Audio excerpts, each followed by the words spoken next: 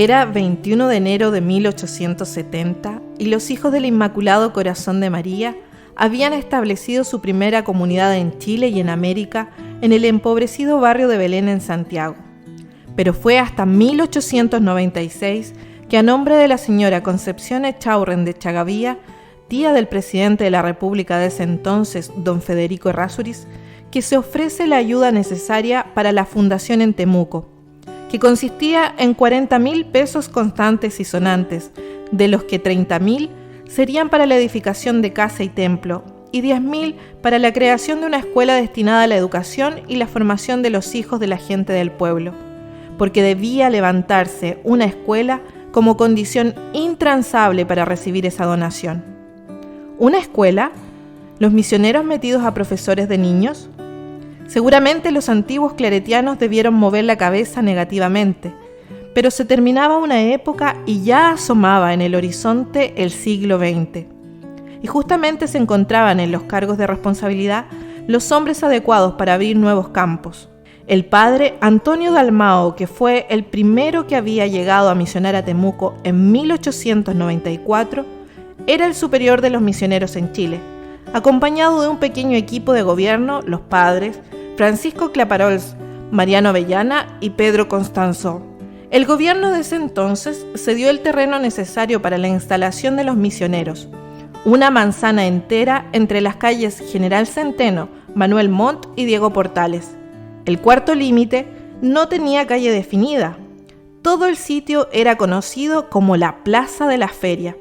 Así, en el contrato de fundación firmado por la señora Echaurren de Chagavía y el padre Claparols, se dejaba establecida la condición de una escuela, y en los planos de la casa, el hermano Luis Echavarri, que fue arquitecto, constructor y obrero, dejó un espacio especial para la educación y las primeras bases para la escuela. El padre Apellanís, primer superior de la comunidad temucana, da cuenta en la carta citada el 18 de octubre de 1902 de un salón para clases, el que fue bendecido el día 19 de marzo de 1903, abriéndose el periodo escolar. El primer día de clases, de los 25 niños matriculados, llegaron solamente 4, pero 3 años después, ya se contaba con 174 alumnos que tenían la dirección paternal del hermano Juan Vela, quien ya había ejercitado sus dotes de pedagogo en Andacollo. Esta escuela recibió una pequeña subvención estatal que permitía a duras penas el mantenimiento, y a los bríos de las primeras horas sucedió cierto estancamiento tanto en el crecimiento como en los programas y en el servicio pastoral, pero también hubo avances durante un periodo importante de la historia de la comunidad claretiana en Temuco. Fue así que se formó el Círculo de Obreros, la adquisición en Barcelona en 1912 de algo que es descrito como un cinematógrafo. También en 1916 se fundaba el Club de Fútbol Chile-España y particularmente en 1921 se levantaba el Ateneo Cervantes, importante centro de difusión cultural por varias décadas. A finales de la década de 1930, una comunidad de claretianos en plena madurez de los 40 años tomó las riendas en Temuco. Así, los padres Salvador Badía, Serapio Rebaque, Demetrio San Román, Óscar Mesina y los hermanos Florencio Tornos y Eugenio Jiménez, acompañados de algunos profesores seglares, iniciaron un periodo de florecimiento. En 1937, el gobierno autorizaba los cursos de humanidades y la antigua escuela pasaba a llamarse Instituto Claret, dejando atrás el nombre de Corazón de María. Y en 1938 se daba a conocer por primera vez el nuevo himno del colegio. El instituto podía mostrar muchas buenas realizaciones: un galpón techado para los días de lluvia, mesas de ping-pong, canchas de básquetbol, profesor de violín y especialmente la Asociación de Padres de Familia, que al parecer era la primera que se constituía como lo reconoce el obispo Silva Santiago de la época. Además, los alumnos ya mantenían un programa en la radio local que se llamaba La Hora Católica, y en 1940 empieza a figurar un primer equipo infantil de básquetbol que tuvo enormes logros a nivel regional. El 1 de septiembre de 1941 se inaugura el frontón de pelota vasca, que atraía a los estudiantes hijos de migrantes españoles. Pero no todo fue maravilloso. 2 acontecimientos trágicos tuvieron la virtud de ser la causa de vida en plenitud del Instituto Claret. El primero fue el incendio en 1959 del internado, el templo y parte de la casa y colegio. El segundo, el terremoto en la zona sur en mayo de 1960, que desplomó en el colegio gran parte de lo que el incendio había respetado.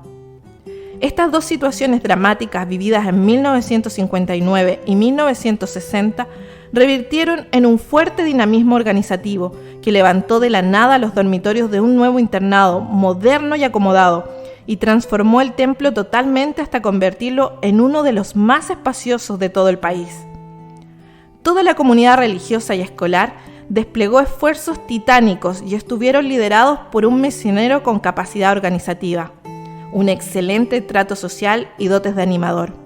Era el padre Juan Escalona, superior de esa comunidad, junto a los padres Julián de Pablo, Amador Vargas, Julio González y por ese entonces el joven Teodoro Arranz.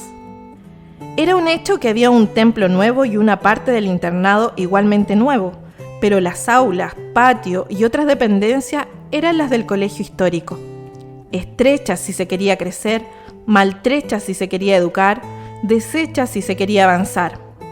Esto lo entendió claramente el padre Teodoro, quien empezó a trazar en su cerebro y en su corazón los planes para lanzar con audacia un nuevo proyecto de colegio, que estuviera a la altura de la ciudad, de la iglesia y de la congregación en Temuco.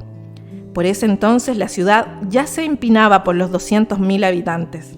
Así, el padre Teodoro, aliado con el constructor don Antonio Mathieu, confiando en Dios y buscando recursos y rebuscando permisos de la propia congregación, administró con eficacia y se endeudó con prudencia, convirtiéndose en el rector del instituto en 1966.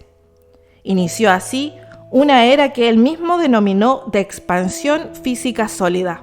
En 1983, el colegio tenía 1.730 alumnos y una infraestructura adecuada para sus 2 cursos de parvularia, 26 de educación básica y 13 de educación media. Con mentalidad de futuro, acompañado de su comunidad religiosa y de leales y entusiastas colaboradores, el rector por ese entonces, padre Teodoro, logró relativamente en pocos años un rostro, un cuerpo y un corazón nuevo para el colegio. Se levantaron gimnasios adecuados, se techaron patios, se añadieron pisos, se convirtió en colegio mixto, se adquirió un espacio amplio para el campus Claret a 11 kilómetros al norte de la ciudad. Como consecuencia lógica de un esfuerzo tan grande y tan complejo, el instituto ganó un lugar de honor en el proyecto Montegrande, convirtiéndose en uno de los 51 establecimientos del país que recibió este espaldarazo dado por el Ministerio de Educación, y con ello se benefició a los 4.100 alumnos y sus familias. En 1998, el proyecto Montegrande, con su propuesta titulada Yo aprendo participativamente a construir el futuro, se llenó de vida contando en el campus con grandes espacios, moderna infraestructura, aulas taller, macroescenarios de aprendizaje, entre ellos un vivero, una estación meteorológica, un laboratorio y un centro de deportes con canchas de tenis, fútbol y atletismo.